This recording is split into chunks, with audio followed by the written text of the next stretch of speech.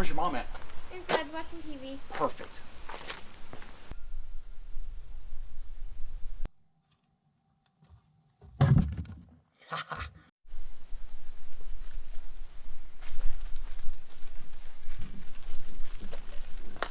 Hey, where are you coming from? Nowhere? Did you go get the mail? No. You didn't? No. Did you get more camping stuff? What's pinning your back?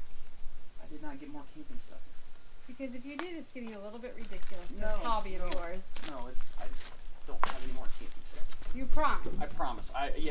I'm done. I've got plenty. I know.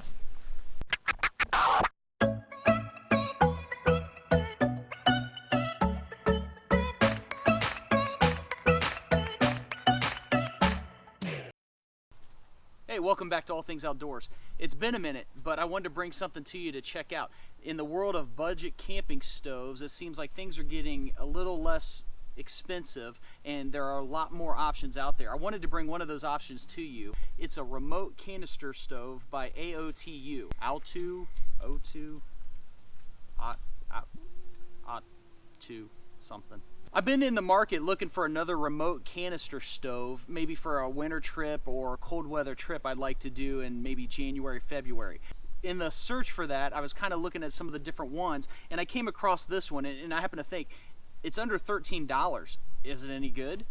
Let's find out. The AOTU stove, however, it does come in a really cool protective case, and it looks like it's got a nice little drain hole in the bottom, so if you would get water inside it somehow, it would drain out. It actually isn't too heavy as a package anyways, but let's find out the weight. Overall ounces, remote canister stove with case, 10.11 ounces. For you gram weenies, let's see what the total is.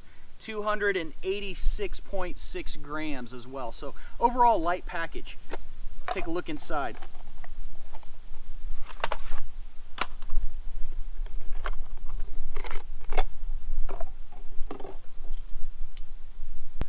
But it does have a nice wide base, as I got it upside down here. Nice wide base, and it does seem like it'd be very stable, and also a lot of area for multi-size pots, so that is good. And it does have a little click button igniter, which we'll see if that works here in a minute. Those are always in question. I think it's working. Well, let's go ahead and hook it up to the canister. Okay, one thing I don't like how it isn't marked. Well, there, I can hear it. I do wish on the remote controls it would mark the direction of the flame to increase or decrease the flame. That isn't marked. I'm sure as you get to use it, you get more familiar with it. But let's go ahead and see if this spark igniter works.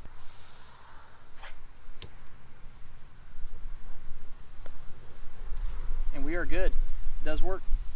The other thing I wanted to try out was finding out how well it would work as a winter stove. And for that, you know, inverting the canister for efficiency in colder temperatures. I would recommend when you go to do this that you keep it turned down on a really low setting, because it's going to shoot a much higher flame, and the flame will actually become more visible when you turn the canister upside down. So, but to keep that at a lower setting is going to be much beneficial. Otherwise you could end up with a 3 to 4 foot flame on this crazy thing.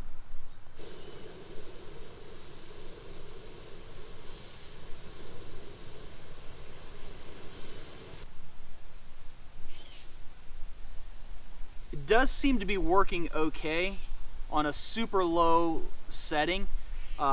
Much higher and the flame just really gets kind of intimidating. One of the other things I noticed with that company, it did have something that was pretty cool. And let me rearrange things here. It has like a little canister stand. And I've seen these, but I've seen them for like around $10 range, which I thought is a little overpriced. But this one here is actually under $3 and free shipping for all of this. So, and what that does, it just gives you a little wider base. If you would have a canister stove, it'd give you a little more surface area to keep maybe your canister stove from falling over and spilling your boiling water. So I thought that was pretty cool. Okay, I did notice after having it turned on for a few minutes, there is quite a bit of that titanium bluing going on with this thing. So maybe, just maybe, it's got some titanium parts to it as well, which is absolutely shocking. I would say for a $13 stove, it looks like it's going to work pretty well. However, the legs already feel a little loose. I'm not too sure how long they're going to last. The controller looks like it's just fine. It looks like it's going to be durable. I do like the fact that it will rotate around to adjust with that canister. All the igniter works as well too, which is just a bonus. I never bank on those, but it does seem to work just fine.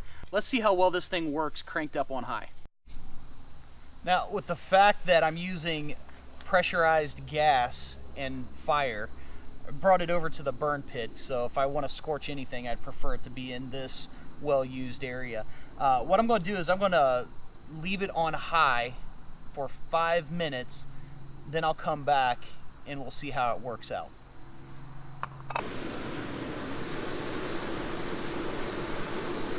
That's all the way up.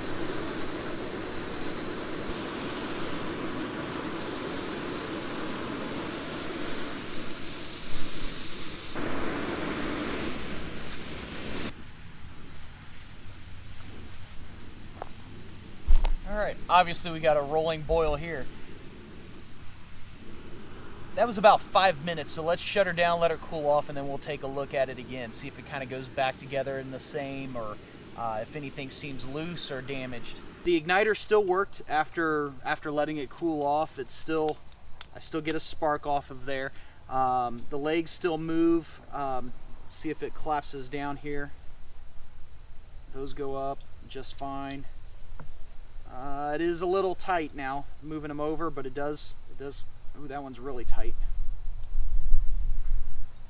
So potentially, I could see that there's going to be some wear points on this. Maybe it could be because it's still warm and swollen. However, it did. As soon as I shut it down, it would spark right back up. So I did notice when I was messing with these legs, it looked like the burner itself can twist off of there, so that might be a potential replacement piece. I don't know. At $13, I can't imagine you'd be replacing too much on it versus throwing it away and getting a new one.